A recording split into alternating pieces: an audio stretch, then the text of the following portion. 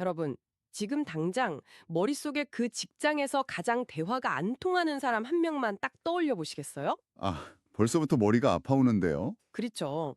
막 회의 시간마다 맥락에 전혀 안 맞는 소리를 고집하는 동료일 수도 있고요.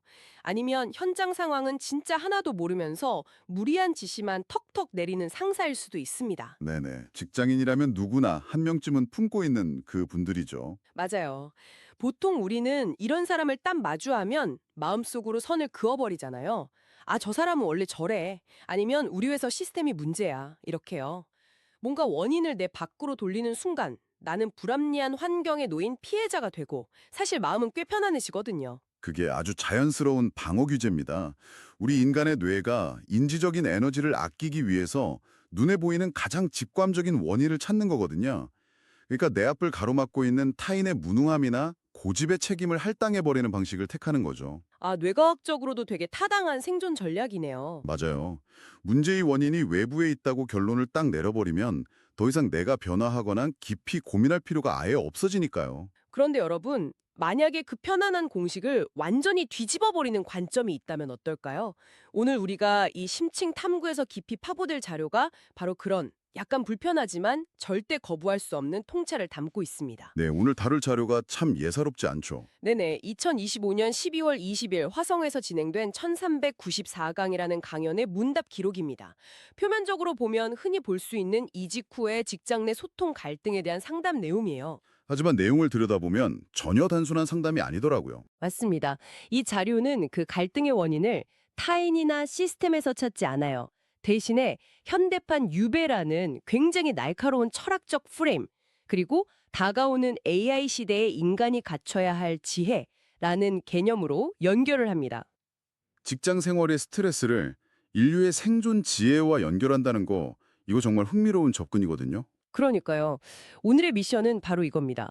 매일 아침 출근길마다 우리를 짓누르는 그 짜증나는 직장 스트레스를 대체 어떻게 내 성장의 임계점을 돌파하는 완벽한 수련장으로 바꿀 수 있을까? 그 해답을 이 자료에서 낱낱이 추출해 보겠습니다. 좋습니다. 철학적인 개념으로 너무 깊이 들어가기 전에 일단 질문자가 정확히 어떤 현실적인 벽에 부딪혔는지 그 구체적인 상황부터 짚어보고 가는 게 좋겠네요. 네, 질문자의 배경이 참 스펙터클합니다. 7월에 다니던 회사가 무려 파산 선고를 받아요. 시작부터 너무 강렬한데요? 진짜 막막했겠죠. 그래서 어쩔 수 없이 퇴사를 하고 한 3개월 남짓 쉬다가 새로운 건설 관련 회사에 입사를 하게 됩니다. 근데 입사 전 면담에서는 대표님이랑 대화가 엄청 잘 통했다고 해요. 보통 면접 때는 다들 좋은 모습만 보여주니까요. 맞아요. 자료를 보면 대표가 이른바 정법이라는 일종의 자연의 이치나 인간의 올바른 마음가짐을 탐구하는 공부를 한 사람처럼 보였다고 하더라고요.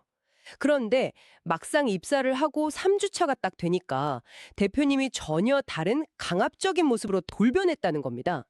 그 채용 과정에서 발생하는 전형적인 정보의 비대칭성이네요. 서로 기대감이 충돌해서 현실화되는 시점이 딱 입사 후 3주 차 혹은 한 달 차거든요. 아, 원래 그 시기에 본 모습이 나오는 거군요. 그렇죠. 면접이라는 특수한 환경에서는 서로가 가장 이상적인 철학이나 비전을 내세우지만 막상 실무라는 전쟁터에 딱 돌입하게 되면 결국 각자의 진짜 생존 방식이 튀어나오기 마련이거든요. 와, 전쟁터라는 편이 딱 맞습니다. 이분이 맡은 업무 스케일이 장난이 아니에요. 무려 건설그룹 회장님의 개인 미술관, 골프장, 호텔 같은 걸 짓는 하이엔드급 프로젝트를 맡게 된 겁니다. 일반적인 건설 프로젝트랑은 차원이 다르네요. 네, 질문자 스스로도 이게 좀 벅차긴 하지만 이런 격이 높은 프로젝트를 총괄하는 데서 재미를 꽤 느끼고 있어요. 근데 문제는 기존 실무진들인 거죠. 기존 직원들이 어떤 스타일이었나요? 이 팀원들은 평생 아파트 건설만 해오던 분들인 거예요. 여러분, 아파트라는 건 철저하게 규격화된 공정을 통해서 원가를 절감하고 효율을 극대화하는 게 핵심이잖아요. 그렇죠. 가성비와 공기 단축이 생명이죠. 네네. 그러니 미술관처럼 고유한 예술성이나 격이 필요한 일에도 계속 기존에 하던 아파트식 낮은 단가 기준을 들이대는 겁니다. 산업의 패러다임이 정면으로 부딪히는 정확한 지점이네요. 아파트 건설의 세계관에서는 최고의 선이 무조건 효율성이거든요. 반면에 하이엔드 건축의 세계관에서는 대체 불가능한 퀄리티와 디테일이 최우선이고요. 완전히 다른 언어를 쓰는 두 집단이네요. 맞습니다. 질문자는 지금 그 완전히 다른 언어를 쓰는 집단 사이에 딱 끼어버린 거예요. 게다가 그 꼭대기에 있는 회장님의 오더는 더 모순적입니다. 시선은 글로벌 하이엔드급에 가 있는데 비용은 또 적게 쓰려고 하시는 거예요. 자, 이 상황을 한번 파헤쳐 볼까요? 네. 상황이 아주 입체적입니다. 비유하자면 마치 최고급 스포츠카를 당장 만들어야 하는데 팀원들은 일반 세단 부품이랑 예산만 고집하고 있는 거예요. 거기에 회장님은 스포츠카 퀄리티를 경차 가격에 무조건 맞춰오라고 하는 거고요. 결국 질문자가 기획, 설계부터 견적까지 중간에서 다 총괄하게 되니까 너무 버거운 거죠. 이 대목에서 아주 중요한 질문이 제기되죠. 보통 경영 컨설팅에서는 이런 사연을 접하면 리더십 부재나 조직 구조를 탓하거든요. 회장님 목표가 비현실적이다, 직원 재교육이 필요하다, 이렇게요. 맞아요. 저도 처음에 그렇게 생각했어요. 시스템 문제 아닌가 하고요. 하지만 이 강연 자료는 렌즈를 전혀 다른 곳으로 싹 돌려버립니다. 바로 질문자 본인의 과거 시간선, 그리고 내면으로요. 질문자가 단순히 일이 많아서 힘든 게 아니라 서로 다른 차원의 경험과 기준이 충돌하는 지점에 서 있다는 걸 짚어주거든요. 이게 진짜 충격적인 전개입니다. 왜 이 질문자는 이전 직장의 파산부터 지금의 버거운 상황까지 연달아 겪게 된 걸까요? 이 자료에서는 이 상황을 단순한 불운으로 보지 않습니다. 철저한 자연의 법칙인 현대판 유배로 해석을 해버려요. 현대판 유배요. 단어 자체가 주는 무게감이 엄청나네요. 네, 여기서 공부와 실력이라는 개념을 아주 엄격하게 나눠서 정의를 하는데요. 이 강연에서 말하는 공부는 평소의 일상 속에서 모순을 흡수하며 내공을 쌓는 걸 뜻합니다. 그리고 실력은 현장에 나갔을 때 그 내공이 지혜로 나타나는 거고요. 그러니까 평소에 내면의 크기를 키우는 게 공부고 그게 실전에서 문제 해결 능력으로 발현되는 게 실력이라는 거군요. 정확합니다. 그래서 지금 현장에서 일이 처리가 안 되고 사방이 막혀 있다면 그건 100% 중간에 본인이 공부, 즉 노력을 안 했기 때문이라는 엄청나게 매서운 진단을 내립니다. 와, 뼈를 때리네요. 평소에 충분히 내공을 갖춘 사람이라면 그 하이엔드를 원하는 회장과 원가를 고집하는 직원들 사이의 간극을 메울 대안을 이미 도출했을 거라는 거잖아요. 네네. 그래서 예전 회사가 파산 선고를 받을 정도로 어려움을 겪었던 것도 단순히 경제가 안 좋아서가 아니라 본인이 실력을 갖추지 못해서 자연의 운용에 의해 밀려나듯 유배를 간 거라고 해요.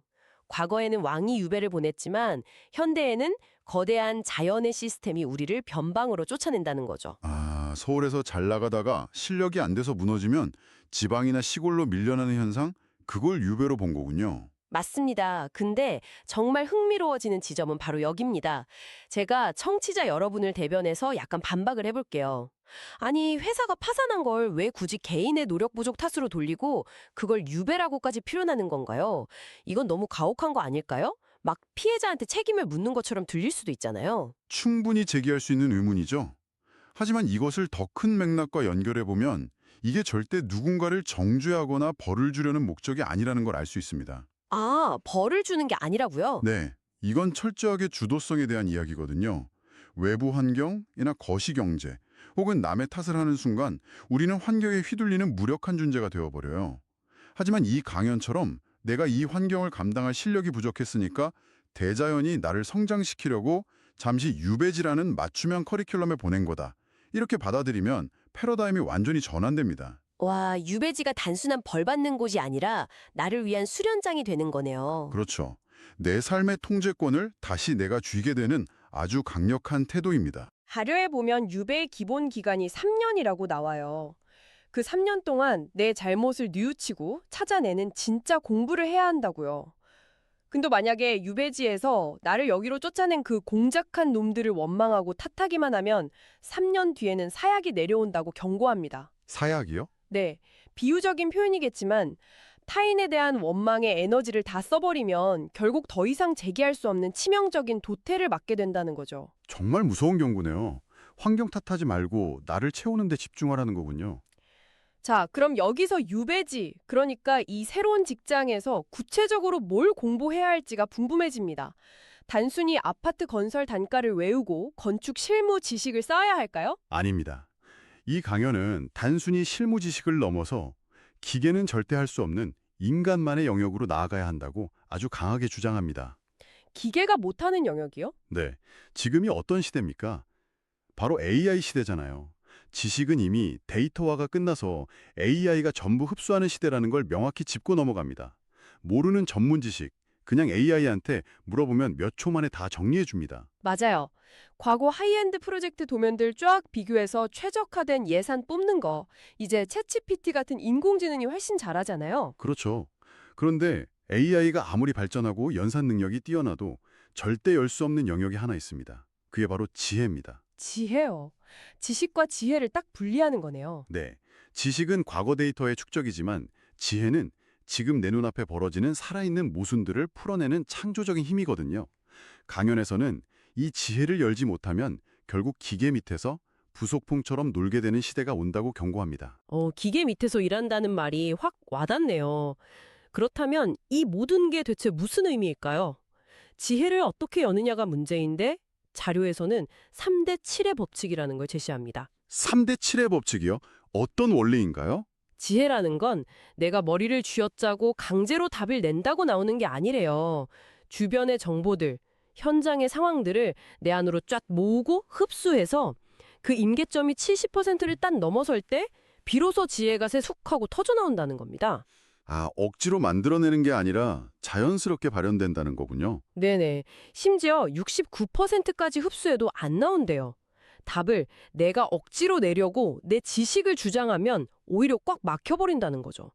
비유를 해보자면 AI는 세상의 모든 식재료를 다 가진 완벽한 초거대 냉장고인 거예요. 오, 냉장고. 근데 그 재료들을 조합해서 오늘 우리 식당에 들어온 손님의 기분이나 날씨까지 싹 다 파악한 다음에 그 사람에게 딱 맞는 최고의 요리, 즉 지혜를 만들어내는 직관은 오직 셰프인 인간만이 할 수 있다는 거죠. 기가 막힌 비유네요.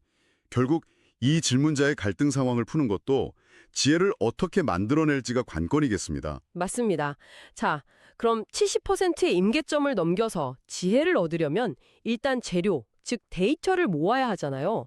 그 재료가 지금 어디 있을까요? 글쎄요. 보통은 책이나 뛰어난 전문가의 조언에서 찾으려고 하지 않나요? 이게 이 강연의 진짜 하이라이트입니다. 그 재료는 다름 아닌 나를 지금 가장 답답하게 만들고 있는 바로 그 기존 직원들의 의견 속에 있다는 겁니다. 와, 그 원가를 고집하는 답답한 직원들의 입에요. 네네. 여기서 존중의 진짜 의미가 완전히 재정의가 됩니다. 보통 우리는 윗사람이나 전문가의 말을 잘 따르는 걸 존중이라고 하잖아요. 근데 자료에서는 존중이란 맹목적으로 받드는 게 아니라고 해요.